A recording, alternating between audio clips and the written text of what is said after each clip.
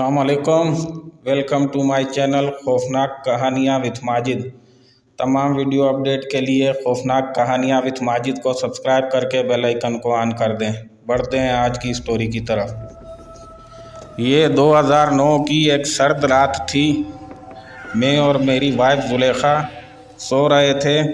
रात के 1 बजे मेरे दोस्त यामीन की कॉल आई, अली मुझे बचा लो, ये मुझे मार डालेगी। मैं बहुत हैरान हुआ कि इसको क्या हुआ।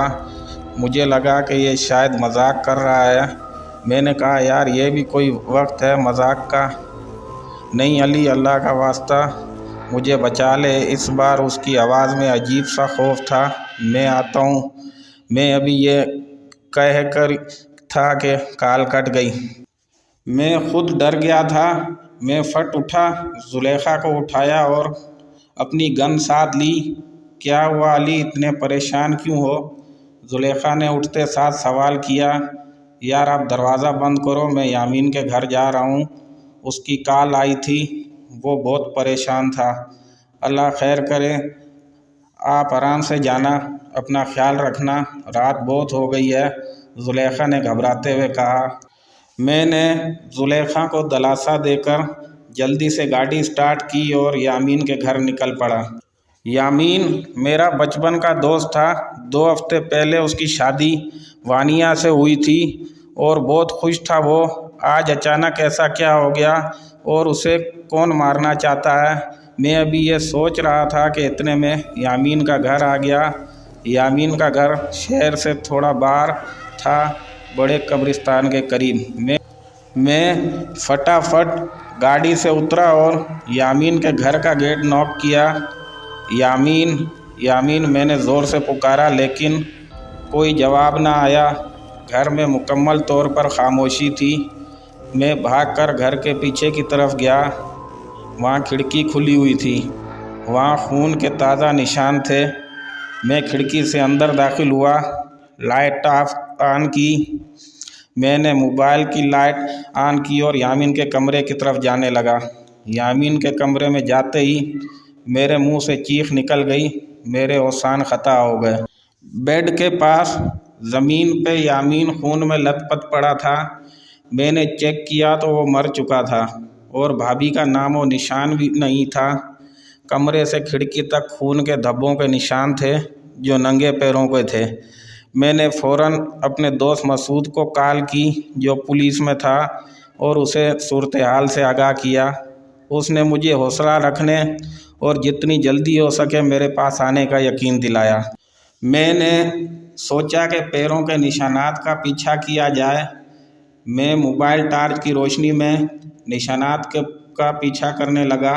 निशानात पिछली गली से होते हुए कब्रिस्तान की तरफ जा रहे थे। रात के अंधेरे ने कब्रिस्तान को बहुत वहशतनाक बना दिया था। मैं अभी कब्रिस्तान के गेट के करीब ही पहुंचा था कि मसूद की कॉल आ गई। अली कहाँ हो? मैं यामीन के घर पर हूँ, मसूद ने कहा। मैंने जवाब दिया, यार मैं घर के पिछली तरफ कब्रिस्तान के पास हूँ।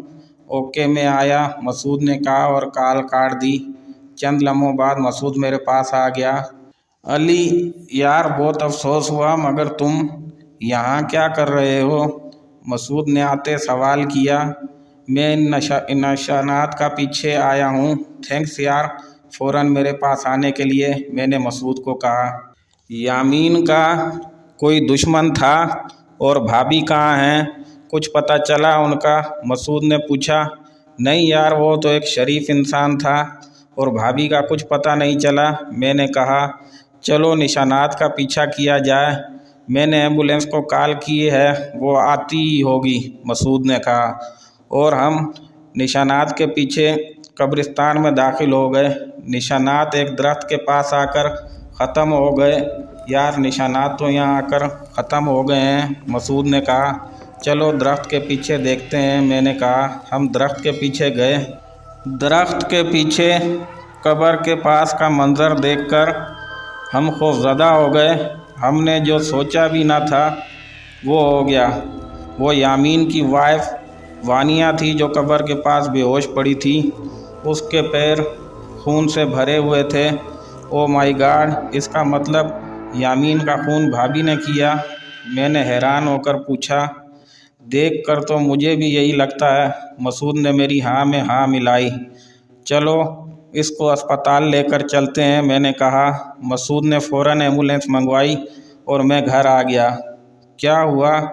यामीन भाई कैसे हैं? मेरे घर पहुंचते ही जुलेखा ने बेचैनी से पूछा। वो यामीन अब इस दुनिया में नहीं रहा, मैंने अफसरदा लहजे में कहा। ये कैसे हुआ?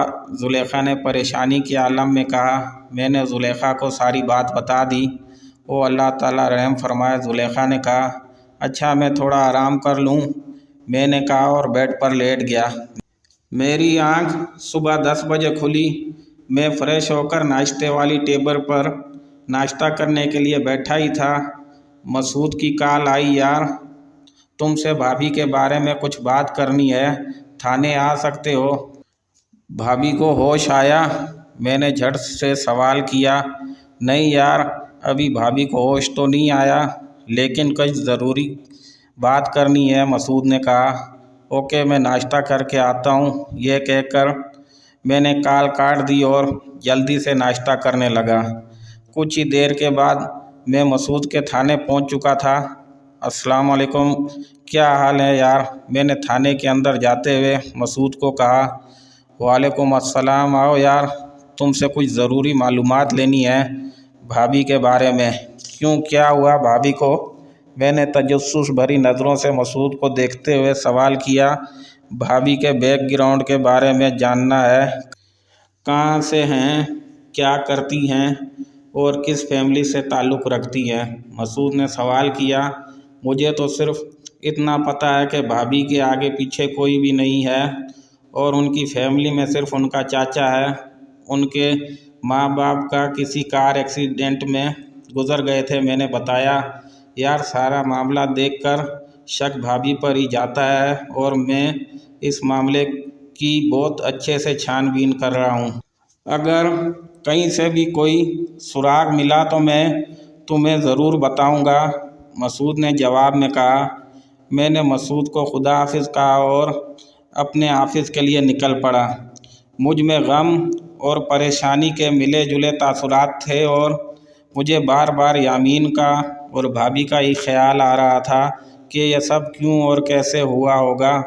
रात के 11 बजे रहे थे। खाने के बाद जुलेखा से यामीन और भाभी के बारे में मैं बात कर रहा था कि अचानक मसूद की कॉल आई। अली कहाँ पर हो, जल्दी आओ। क्यों, क्या हुआ? मैंने परेशानी के आलम में मसूद से पूछा। तुम आओ तो सही, मैं तुम्हें बताता हूँ। यामीन और भाभी के केस के बारे में बहुत अहम पेशरफ्त हुई है। ओके मैं आता हूँ तुम्हारे पास, ये कहकर मैं फ़ौरन अपने बेड से उठा। क्या हुआ, किसका फ़ोन था? जुलेखा ने सवाल किया। इंस्पेक्टर मसूद का फ़ोन था। भाभी और यामीन के बारे में बहुत अहम पेशरफ्त हुई है, इसलिए मुझे उसने कॉल की है। अच्छा ठीक, अल्लाह खैर करे, अपना ख्याल रखिएगा, जुलेखा ने कहा। तुम फ़िक्र मत करो, दरवाज़ा लॉक कर लो। ये कहकर मैं फ़ौरन बाहर आया, गाड़ी स्टार्ट की और मसूद के घर चल पड़ा। जब मैं मसूद के घर पहुंचा तो मसूद पहले ही दरवाजे के पास मेरा इंतज़ार कर रहा था। मैंने गाड़ी पार्क की और मसूद से इलेक सिलेक के बाद हम उसकी बैठक में चले गए। अलिशबा, अली के लिए कुछ ठंडा लेकर आओ।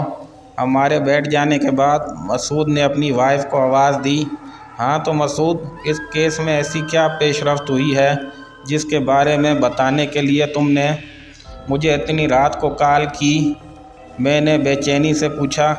यार अली, तुम्हारे जाने के कुछ देर बाद करीब वाले गांव के थाने से कॉल आई। उसने कुछ मालूम करना था। वहाँ का थानेदार मेरा कज़न है। बातचीत के दौरान जब मैंने उसे यामीन के केस के बारे में बताया तो वो चौंक गया और कहने लगा, बिल्कुल ऐसा ही एक केस 3 महीने पहले उसके गांव में पेश आया। जो बंदा उसके गांव में कत्ल हुआ, उसकी शादी को भी अभी बमुश्किल 2 ही हफ्ते हुए थे। और वहाँ भी ऐसे ही खून के धब्बों के निशानात पाए गए, लेकिन वहाँ से हमें कोई सुराग नहीं मिल सका। मैं ये सुनकर फ़ौरन उसके पास गया और अपने कज़न के साथ मिलकर आज सारा दिन इन्वेस्टिगेशन की। हमें इन्वेस्टिगेशन में ये पता चला कि पिछले 3 साल में ऐसे 10 वाक़यात हो चुके हैं जिसमें शादी के 2 हफ्ते के बाद खावंद की लाश मिलती है और वहाँ पर ऐसे ही खून के धब्बों के निशानात पाए जाते हैं। ये सुनकर मैं चौंक सा गया और मुझ पर एक वहशत सी तारी हो गई। मसूद की इस बात ने मुझे बहुत चौंका दिया था। मुझे यकीन ही नहीं हो रहा था कि ऐसा भी हो सकता है। असल में जो पिछले वाक़यात हुए हैं उनमें और यामीन के वाक़े में कोई भी फ़र्क नहीं है। उनका घर भी आबादी से थोड़े फासले पर कब्रिस्तान के पास था और उनकी शादी भी यकायक ही हुई, मसूद ने मज़ीद बताया। लेकिन यार, इस बात का क्या सबूत है कि वो वानिया भाभी ही थी? मैंने पूछा। मैं इस बार सबूत लेकर ही आया हूँ। ये कहकर मसूद ने अपना मोबाइल निकाला और मुझे तस्वीर दिखाई। मैं और मेरा कज़न ये तस्वीर लेकर उन जगहों पर गए थे जहाँ पर ये वाक़यात हुए हैं और वहाँ पर रहने वाले सब लोगों ने ही इस तस्वीर को पहचान लिया और हर गांव में इसका नाम अलग था। मेरे कज़न के गांव में इसका नाम सानिया, जबकि इससे पिछले गांव में इसने अपना नाम आयशा बताया था। मेरा दिमाग इस टाइम सुन्न हो चुका था और मुझे यकीन ही नहीं हो रहा था कि भाभी ऐसा भी कर सकती हैं। कल सुबह हम हॉस्पिटल चलेंगे और वहाँ पर जाकर देखेंगे, मसूद ने कहा।